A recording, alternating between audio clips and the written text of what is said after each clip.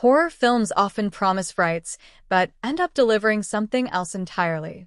Few movies embody this better than Jock Turner's The Comedy of Terrors, 1964, a gleefully macabre tale that blends graveyard chills with slapstick laughs.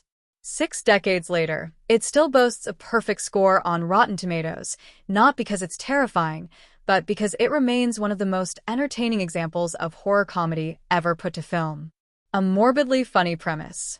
Set in 19th century New England, the story follows Waldo Trumbull, Vincent Price, a greedy, hard-drinking undertaker who runs a failing funeral parlor inherited from his elderly partner Amos Hinchley, Boris Karloff. Trumbull is married to Hinchley's daughter Amaryllis, Joyce Jameson, though he treats her with disdain, preferring to plot his next scam with his hapless assistant Felix Gilly, Peter Lorre. When business slows, Trumbull and Gilly take drastic measures, murdering wealthy townsfolk to keep their coffins occupied.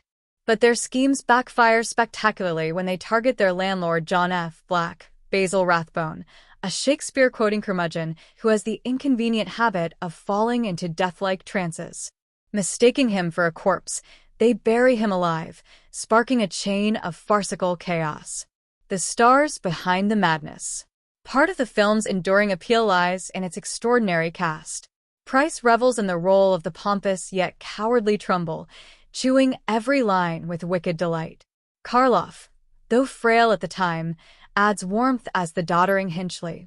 Rathbone steals scenes with his dramatic flourishes, while Lorre provides impeccable timing as the bumbling sidekick torn between loyalty and love for Amaryllis. This ensemble had previously worked together in Roger Corman's The Raven, 1963, and The Comedy of Terrors was envisioned as a spiritual follow-up. Though it underperformed at the box office, it became a cult favorite thanks to its mix of gothic atmosphere, clever writing by Richard Matheson, and the sheer charisma of its stars. Why it endures. While The Comedy of Terrors is light on gore, it makes up for it with sharp dialogue, over-the-top performances, and ghoulish slapstick that feels like Scooby-Doo for adults. Its humor is broad but surprisingly timeless, balancing silly antics with morbid wit. Modern audiences may find a few gags dated, yet much of the comedy lands just as effectively as it did in the 1960s. What keeps the film alive in cultural memory is not its ability to frighten, but its capacity to entertain. Vincent Price, in particular, dominates the screen, delivering one of his most charismatic performances in a career filled with them. Every smirk, sneer, and sarcastic jab cements him as the perfect ringleader for this macabre circus. A classic worth revisiting. More than 60 years later, The Comedy of Terrors continues to charm viewers who stumble upon it.